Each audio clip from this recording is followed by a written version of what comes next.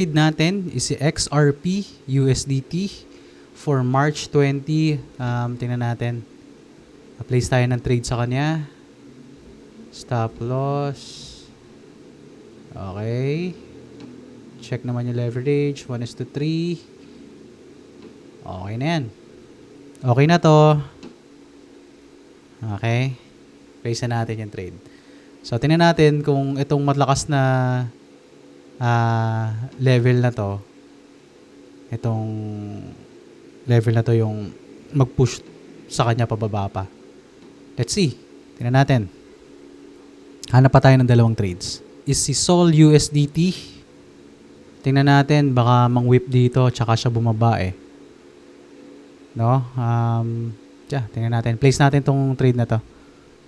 131. Kaya ba? Kaya ba ng kapital to? Masyado palang mahal si Sol eh.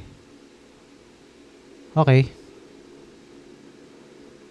Alright, so ayan, place na yung trade natin kay Sol. Hanap pa tayo ng last trade. Down to our last trade, si Link USDT. Tingnan natin kung mangliliquidate dito siya sa price point na to, sa area na to. So, place ko na yung trade. Place na natin yung trade. $2 lang. Yan. Okay. So, kompleto na po ang ating limit orders for tonight. Hopefully, tamaan yung mga orders natin para may resulta tayo makita. And sana, manalo naman tayo para tumagal ang ating trading capital this March. No? So, yun lang. Tingnan na lang natin to tomorrow. Let's go. Maaga tayong mag-check ng trade results ngayon. So, for our first trade, si XRP. Panalo tayo kay XRP, guys. So, muntikan pa. Muntikan pa talagang tamaan yung stop loss natin. But, tamo nang whip lang dito talaga, oh. Sa area na yun. But, yan. Luckily, panalo tayo for our first trade, si XRP. So, yung second trade naman is si Sol USDT. Talo tayo kay Sol. Ano nangyari sa kanya? Tinamaan tayo. No? Tinamaan yung ating stops. Kasi ito pala, hindi ko napansin to May malakas na rejection pala dun.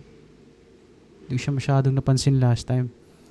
Pero tinamaan. So, na-whip lang din tayo. Sayang kung medyo na-extend natin ng konting stop loss. E di sana cute yan, oh. Pero yan, it is what it is.